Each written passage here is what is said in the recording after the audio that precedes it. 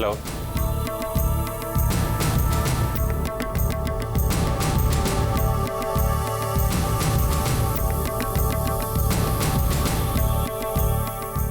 S, ನಾನು inspector Avinash.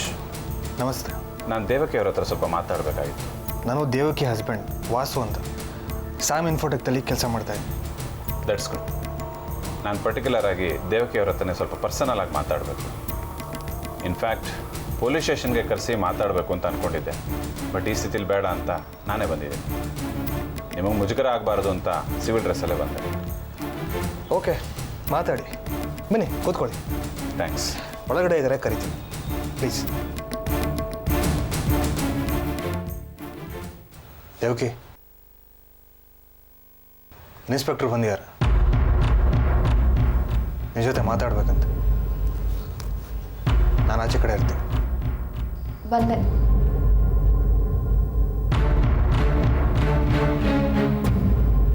ಬರ್ತಾರೆ.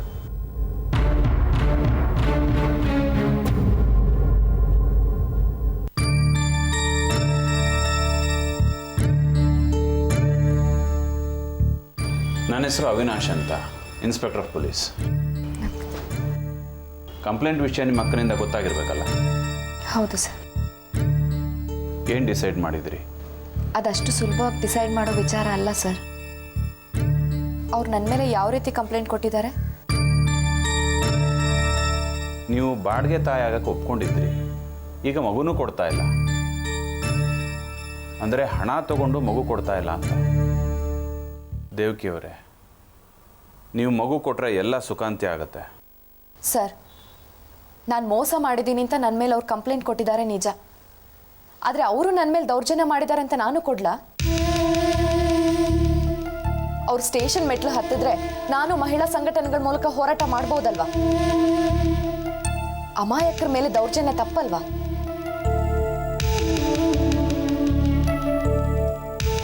ದೇವಕಿಯವರೇ, ಹೋರಾಟದ ಪ್ರಶ್ನೆ ಬರೋದಕ್ಕಿಂತ ಮೊದಲು ನಿಮ್ಮ ಮತ್ತು ಅವ್ರ ನಡುವಿನ ಅಗ್ರಿಮೆಂಟ್ ಪ್ರಶ್ನೆ.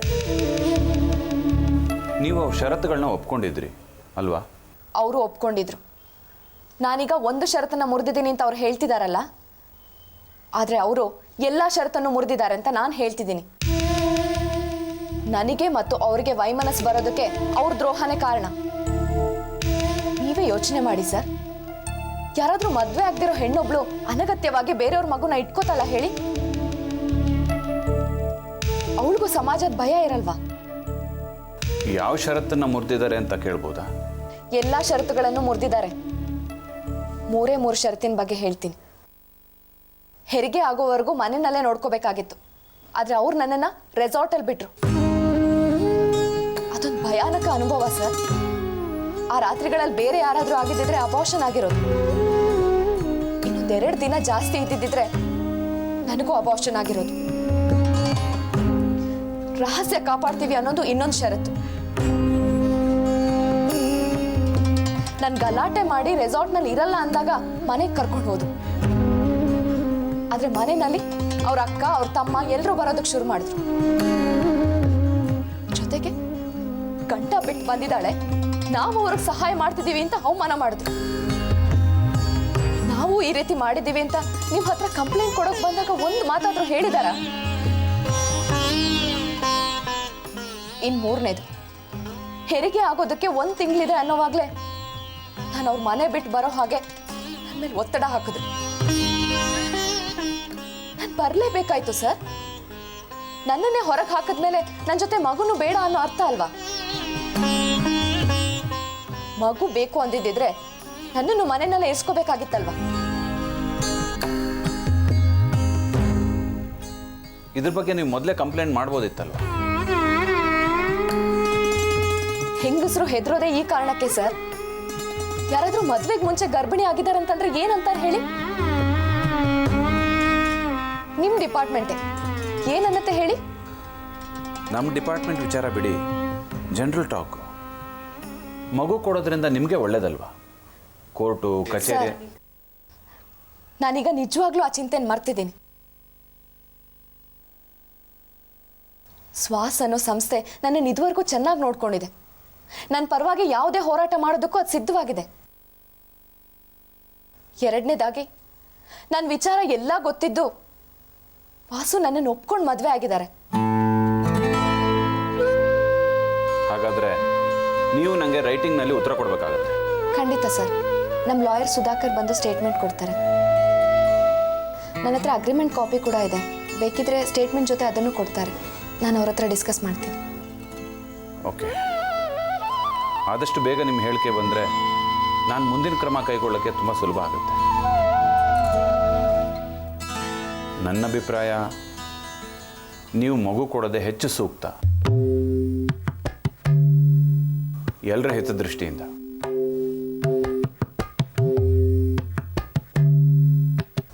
ಇನ್ನೊಂದು ಮಾತು, ಯಶೋಧ ಈಗ ತುಂಬು ಗರ್ಭಿಣಿ. ಅವ್ರಿಗೂ ಡಿಸ್ಟರ್ಬ್ ಮಾಡೋದಕ್ಕೆ ನನಗಿಷ್ಟ ಇಲ್ಲ. ಅವ್ರ ತಾಯಿ ಆಗ್ತಿದ್ದಾರೆ ಅಂತ ಗೊತ್ತಾದಾಗ ಅವ್ರ 3ನೇ ತಿಂಗಳ ಸಂಭ್ರಮನ ನನ್ನ 6ನೇ ತಿಂಗಳ ನೆಪ ಹೇಳಿ ಆಚರಿಸ್ಕೊಂಡ್ರು. ಅದು ನನಗೆ ಸುಳ್ಳು ಹೇಳಿ.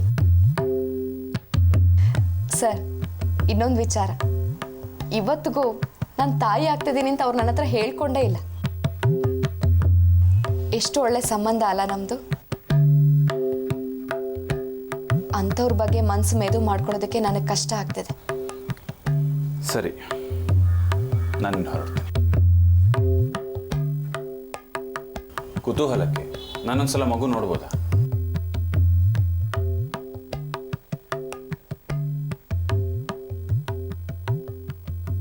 ಬನ್ನಿ.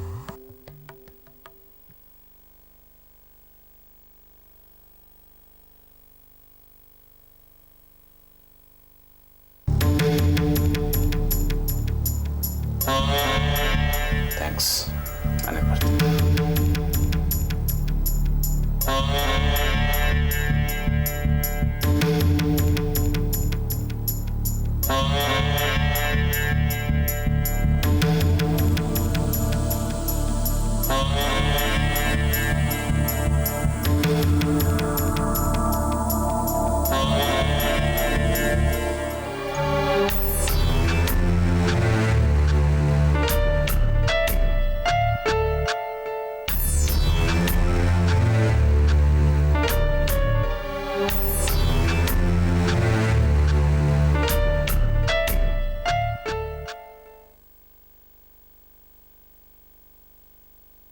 ಛೇ, ಇಷ್ಟೊಂದು ಕಾಂಪ್ಲಿಕೇಶನ್ ಆಗೋ ಅಗತ್ಯ ಇತ್ತಾ? ಹೇಳಿ ರಘು. ಏನು ಮಾಡೋದು ಹೇಳಿ ಡಾಕ್ಟರ್, ಎಲ್ಲ ನಮ್ಮ ಕರ್ಮ. ಮೊದಲು ಯಶು ಅವ್ರ ಬಗ್ಗೆ ತುಂಬ ಬೇಸರ ಮಾಡ್ಕೊಂಡಿದ್ಲು. ಯಾಕೆಂದರೆ ಅವ್ರನ್ನ ಅಷ್ಟು ಚೆನ್ನಾಗಿ ನೋಡ್ಕೊಂಡಿದ್ಲು ಯಶು. ಆ ಕೃತಜ್ಞತೆನೂ ಅವ್ರಿಗೆ ಇಲ್ಲದೆ ಹೋಯಿತು. ಬಹುಶಃ ಅವರ ತಾಯಿನೂ ಮಾಡದಿರೋಷ್ಟು ಸೇವೆ ಯಶು ಅವರಿಗೆ ಮಾಡಿದ್ಲು. ಸಣ್ಣ ಮಾತಿಗೆಲ್ಲ ಮನೆ ಬಿಟ್ಟು ಹೋಗ್ತೀನಿ ಅಂತ ಹೆದರಿಸಿದ್ರೆ ಯಾರು ಸುಮ್ಮನೆ ಇರ್ತಾರೆ ಹೇಳಿ? ರಘು, ಇದು ತುಂಬ ಸೂಕ್ಷ್ಮವಾದ ವಿಚಾರ. ಯಾರ್ದೋ ಮಗುಗೆ ಬಾಡ್ಗೆ ತಾಯಿ ಆಗೋ ಕೇಸು. ಮನಸ್ಸಿನಲ್ಲಿ ಸಾಕಷ್ಟು ಭಯ, ಅಭದ್ರತೆ ಇದ್ದೇ ಇರುತ್ತೆ. ಅವ್ರ ಸಮಾಧಾನ ಕಳ್ಕೊಂಡ್ರು, ನೀವು ಕಳ್ಕೊಬಾರ್ದಾಗಿತ್ತು. ಆಗಬಾರ್ದಿತ್ತು ಮೇಡಮ್, ಆಗೋಯ್ತು. ಈಗ ಅದ್ರ ಬಗ್ಗೆ ಚಿಂತಿಸಿ ಏನು ಪ್ರಯೋಜನ ಹೇಳಿ? ನಾನು ಅದನ್ನು ಅವತ್ತೇ ನಿಮ್ಗೆ ಎಚ್ಚರಿಸಿದ್ದೆ, ಆದರೆ ನೀವು ಮನಸ್ಸು ಮಾಡಲಿಲ್ಲ ಅನ್ಸತ್ತೆ. ಯಶೋಧ ತಾನು ಗರ್ಭಿಣಿ ಅಂದಾಗ ದೇವ್ಕಿಗೆ ಇನ್ನಷ್ಟು ಅಭದ್ರತೆ ಕಾಡಿತ್ತು ಅನ್ಸತ್ತೆ. ಇರ್ಬೋದು ಡಾಕ್ಟರ್, ಆದರೆ ನಾವು ಆಕೆಗೆ ಯಾವುದ್ರಲ್ಲೂ ಕಡಿಮೆ ಮಾಡಿರಲಿಲ್ಲ. ಆದರೆ ತೀರಾ ಜಾಸ್ತಿ ಎಕ್ಸ್ಪೆಕ್ಟ್ ಮಾಡಿದರೆ ಹೇಗೆ ಹೇಳಿ? ಯಶು ತನ್ನನ್ನು ತಾನು ನೋಡ್ಕೋಬೇಕಲ್ವಾ? ನಿಜ ಹೇಳಬೇಕು ಅಂದರೆ ದೇವಕಿಗೆ ಸಿಕ್ಕಿದ ಉಪಚಾರ ಯಶುಗೂ ಸಿಗಲಿಲ್ಲ. ಗರ್ಭಿಣಿ ಆದಮೇಲೆ ಬರೀ ಚಿಂತೆ, ಆತಂಕ, ಗಾಬರಿ ಇದೇ ಆಯಿತು. ಸದ್ಯ ದೇವ್ಕಿ ಬದುಕಿದಾಳೆ ಅನ್ನೋದೇ ದೊಡ್ಡ ಸಮಾಧಾನ. ಅವಳಿಗೆ ಸುಸೂತ್ರವಾಗಿ ಮಗು ಆಗಿದ್ದು ಇನ್ನೂ ಸಮಾಧಾನ. ಆದರೆ ಅವಳು ಮಗುನ ಕೊಡಲ್ಲ ಅನ್ನೋದು ತುಂಬಾ ತಪ್ಪು ರಘು. ನಮ್ಮ ದುರಾದೃಷ್ಟ ನೋಡಿ ಡಾಕ್ಟರ್. ನಾವು ಅಗ್ರಿಮೆಂಟ್ ಮಾಡಿಸಿದ್ವಲ್ಲ, ಅದರ ಕಾಪಿ ಲಾಯರ್ ಸುಧಾಕರ್ ಹತ್ರನೇ ಇದೆ. ಅವನಿಗೂ ನನಗೂ ಸಣ್ಣ ವೈಮನಸ್ಸು ಬಂದಿರೋದ್ರಿಂದ ಅವನು ಅದನ್ನು ತನ್ನಲ್ಲೇ ಇಟ್ಕೊಂಡಿದ್ದಾನೆ. ಏನೂ ಆಗಲ್ಲ ಬಿಡಿ ರಘು. ನೀವು ಪೊಲೀಸ್ ಸ್ಟೇಷನ್ ಕಂಪ್ಲೇಂಟ್ ಕೊಟ್ಟರೆ ದೇವ್ಕಿನಾದರೂ ಅದನ್ನು ಪ್ರೊಡ್ಯೂಸ್ ಮಾಡಲೇಬೇಕು. ಅದಕ್ಕೋಸ್ಕರನೇ ಕೇಸ್ ಹಾಕಿರೋದು.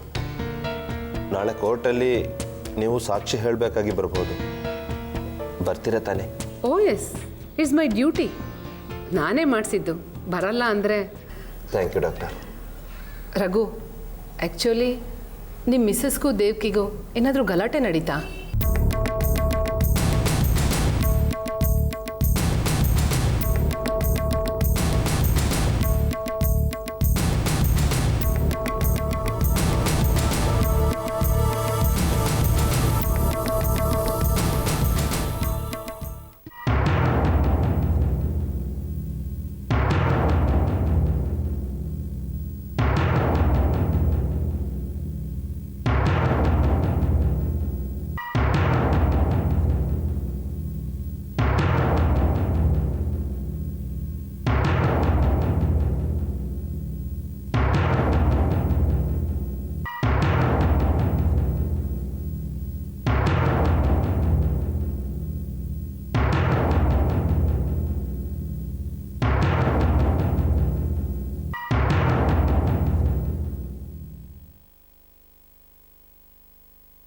ದೇವಕಿ, ಕೆಲವೊಂದು ವಿಚಾರಗಳು ಕಷ್ಟ ಆದರೂ ಇಷ್ಟ ಆಗುತ್ತೆ, ಕೆಲವೊಂದು ಹಾಗಾಗಲ್ಲ. ಈಗ ಕಷ್ಟ ಆಗಿದ್ಯಾವುದು, ಇಷ್ಟ ಆಗಿದ್ಯಾವುದು? ನಿನ್ನ ಹೊಟ್ಟೆಲಿ ಮಗು ಇರೋವಾಗಲೇ ನಿನ್ನ ಮದುವೆ ಆಗೋದಕ್ಕೆ ನಿರ್ಧಾರ ಮಾಡಿದ್ನಲ್ಲ, ಆ ಗಳಿಗೆ ಇಷ್ಟ ಆಗಿತ್ತು. ಈಗ ಮಗು ಆದಮೇಲೆ ಆ ಮಗು ವಿಚಾರವಾಗಿ ನಮ್ಮಿಬ್ಬರನ್ನ ಬೇರೆ ಬೇರೆಯಾಗಿಟ್ಟು ಮೂರನೇವ್ರು ಬಂದು ಮಾತಾಡಿ ಹೋಗ್ತಾರಲ್ಲ, ಆ ವಿಚಾರ ಕಷ್ಟ ಆಗ್ತಾ ಇದೆ. ಪೊಲೀಸರಲ್ವಾ? ನಿನ್ನ ಮಧ್ಯೆ ಪೊಲೀಸ್ನವ್ರು ಯಾಕೆ ಬರ್ಬೇಕು ಹೇಳು? ನಮ್ಮ ವೈಯಕ್ತಿಕ ಬದುಕನ್ನು ಅಡ ಇಟ್ಕೊಂಡು ಬದುಕೋದು ನನಗೆ ಇಷ್ಟ ಆಗಲ್ಲ. ನಾನು ಮದುವೆ ಆಗೋವಾಗಲೇ ಹೇಳಿದ್ದೆ, ಮಗುವಿನ ಜೊತೆಗೆ 100 ಪ್ರಶ್ನೆಗಳನ್ನು ಹೊತ್ಕೊಂಡೆ ಹಸೆಮಣೆ ಏರ್ಬೇಕಾಗತ್ತೆ ಅಂತ. ಪ್ರಶ್ನೆಗಳು ನನ್ನಲ್ಲಿ ನಿನ್ನಲ್ಲಿ ಇರ್ಬೋದು ಅನ್ಕೊಂಡಿದ್ದೆ. ಎಷ್ಟು ಬೇಗ ಸಾಕನ್ಸ್ಬಿಡ್ತಲ್ವಾ? ನಿನ್ನ ಬಗ್ಗೆ ಹಾಗನ್ಸೋದಕ್ಕೆ ಸಾಧ್ಯನೇ ಇಲ್ಲ ದೇವಕಿ. ಈ ಮಾತನ್ನ ನಾನು ಎಲ್ಲಿ ಬೇಕಾದ್ರೂ ಪ್ರಮಾಣೀಕರಿಸ್ತೀನಿ. ಒಂದ್ ವೇಳೆ ನೀ ನನಗೆ ಸಾಕು ಅನ್ಸಿದ್ರೆ ಅದು ನನ್ನ ಸಾವಿನ ಜೊತೆ ಮಾತ್ರ. ಒಂದು ಜೀವಕ್ಕೆ ಜೀವ ಕೊಡೋ ಸಮಯದಲ್ಲಿ ಸಾವಿನ ಅಪಶಕುನದ ಮಾತು ಯಾಕೆ ವಾಸು? ನನ್ನ ಮಾತು ನಿನ್ನ ಮನಸ್ಸಿಗೆ ತುಂಬ ನೋವು ಕೊಡ್ಬೋದು, ಆದರೆ ನಾವು ವಾಸ್ತವನ ಅರ್ಥಕೊಳ್ಳೋದಕ್ಕೆ ಇದನ್ನ ನಾನು ಹೇಳಲೇಬೇಕು. ಅದಕ್ಕೆ ನೇರವಾಗಿ ಹೇಳ್ತಿದ್ದೀನಿ, ಈ ಮಗು ನಮ್ಮ ಜೊತೆಗಿರೋದು ಎಷ್ಟು ಸರಿ.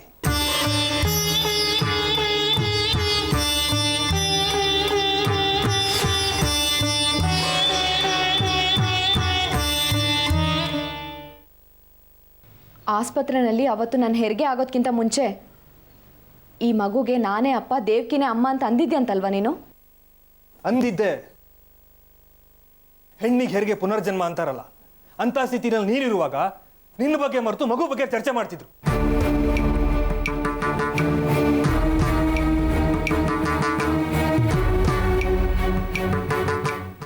ನನ್ನ ಬದುಕಿನ ಖುಷಿಗೋಸ್ಕರ ನಿನ್ನ ಬದುಕನ್ನ ಸವಸ್ಕೊಂಡವಳು ನೀನು.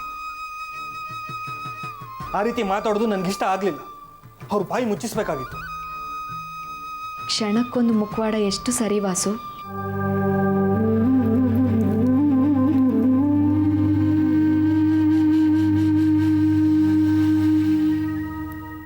ನಿನಗಿದ್ ಮುಖವಾಡ ಅಂತ ಅನ್ಸ್ಬೋದು ದೇವಕಿ, ಆದ್ರೆ ನಿನಗೇ ಗೊತ್ತಿಲ್ಲದೆ ನಿನ್ನ ಸುತ್ತಮುತ್ತಲಿನವರು ನಿನಗೆ ಭ್ರಮೆಯ ಮಹಲನ್ನ ಕಟ್ತಾ ಇದ್ದಾರೆ.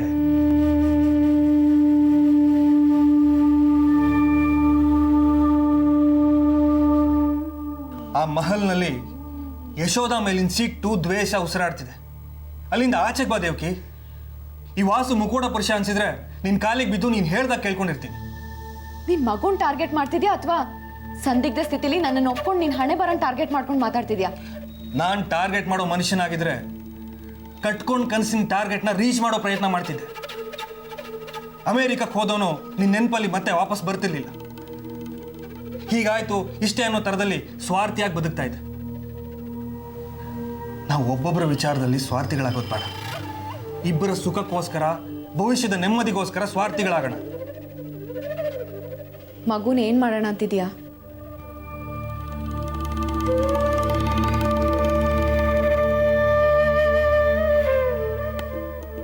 ಮಗು ನಮ್ದಲ್ಲ ಅನ್ನೋ ಸತ್ಯನ ಒಪ್ಕೊಂಡು ಅದರ ವಾರಸ್ದಾರಿಗೆ ಕೊಟ್ಬಿಡೋಣ.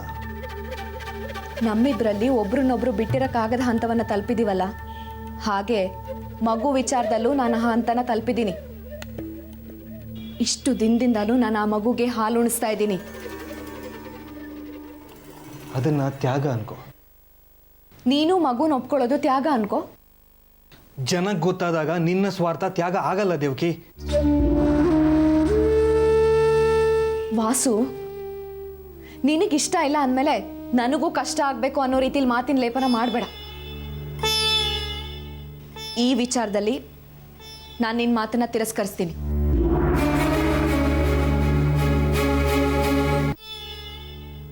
ಈ ವಿಚಾರದಲ್ಲಿ ನಾನು ನಿನ್ನ ಮಾತನ್ನ ತಿರಸ್ಕರಿಸ್ತೀನಿ.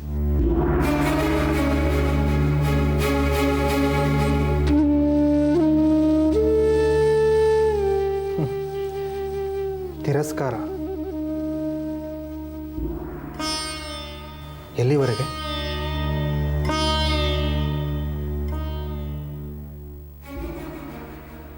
ಆ ಮಗುಗೋಸ್ಕರ ಈ ವಾಸುನ ಆಚೆ ಇಡೋವರೆಗೂ ಬೆಳೀತಾ ಹೋಗ್ಬೋದಾ?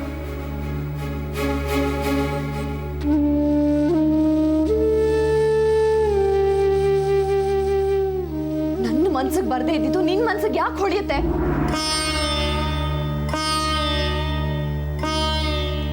ಆ ರೀತಿ ಕೊಳಕು ಯೋಚನೆ ಇದ್ದಿದ್ದಿದ್ರೆ ನೀನು ಅಮೆರಿಕದಲ್ಲಿದ್ದಾಗ್ಲೇ ದೇವ್ಕಿಗೋಸ್ಕರ ಭವಿಷ್ಯ ಕೊಡೋದಕ್ಕೂ ಸಿದ್ಧ ಅಂತಿದ್ರಾಗುನ ಯಾವತ್ತೂ ಒಪ್ಕೋಬೋದಾಗಿತ್ತು. ನೈತಿಕತೆನ ದಿವಾಳಿ ಮಾಡಿಕೊಂಡು ಸ್ವಾಭಿಮಾನನ ಗಂಟು ಕಟ್ಟಿ ಅದ್ರ ಮೇಲೆ ಕೂತು ಸುಖ ನೋಡೋದು ದೇವ್ಕಿ ಪಾಲಿಗೆ ಹೊಲಸು, ಅಸಹ್ಯ.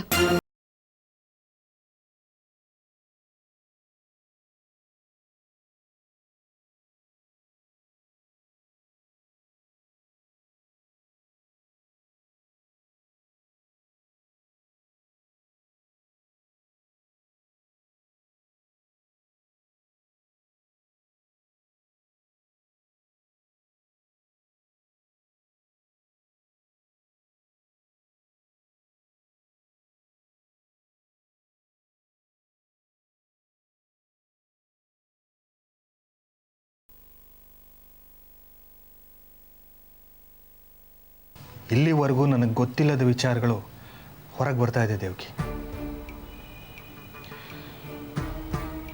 ಭವಿಷ್ಯಕ್ಕೇನು ತೊಂದರೆ ಆಗಲ್ಲ ಅನ್ನೋ ಲೆಕ್ಕಾಚಾರದಲ್ಲಿ ಈ ಮಗು ನಿನ್ನ ಜೊತೆ ಇದೆಯಾ? ನಮ್ಮಿಬ್ಬರ ಮಧ್ಯೆ ಬೇಕಾಗಿರೋದು ಮುಕ್ತ ಮನಸ್ಸು, ಮುಕ್ತ ಮಾತು. ಅದೇ ನಿನಗೆ ಸಂದೇಹ ಆಗೋ ಹಾಗಿದ್ರೆ ನಾನೇನು ಮಾಡೋಕ್ಕಾಗಲ್ಲ. ನೀನು ಏನು ಮಾಡೋಕ್ಕಾಗಲ್ಲ, ನಾನು ಏನು ಮಾಡೋಕ್ಕಾಗಲ್ಲ. ನಿರ್ಧಾರ ಆಗಬೇಕಾಗಿರೋದು ಅದ್ರ ಜಾಗ. ತೊಟ್ಲು ತೂಗಬೇಕಾಗಿರೋದು ರಘು ಯಶೋಧ ಮನೆಯಲ್ಲಿ. ಜೋಗುಳ ರಾಗ ಕೇಳಬೇಕಾಗಿರೋದು ಅದೇ ಮನೆಯಲ್ಲಿ. ಇಲ್ಲಿದ್ರೆ ಅದು ಅಪಸ್ವರ. ಅಪಸ್ವರ?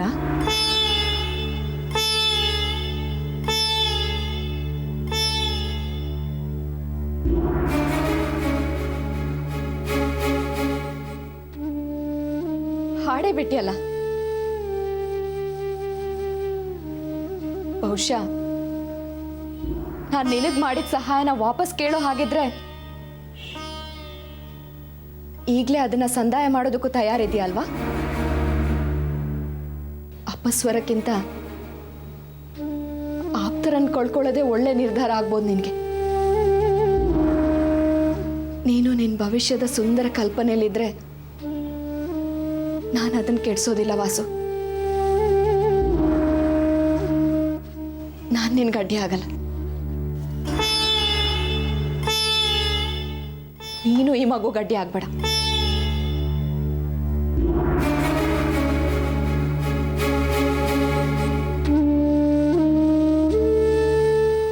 ನಾನು ಅನ್ಕೊಂಡ ಹಾಗೆ ನನ್ನ ಭವಿಷ್ಯ ಮುಂದುವರಿಲೇ ಇಲ್ಲ.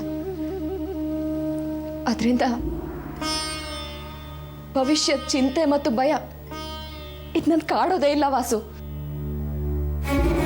ಯಾರ್ಯಾರ ಹಣೆ ಬರ ಹೇಗಿರುತ್ತೋ ಹಾಗಾಗೆ ಆಗ್ಲಿ. ಜಗವು ಹುಸಿ ಇರಬಹುದು, ತಂದೆ ಹುಸಿಯಲ್ಲ.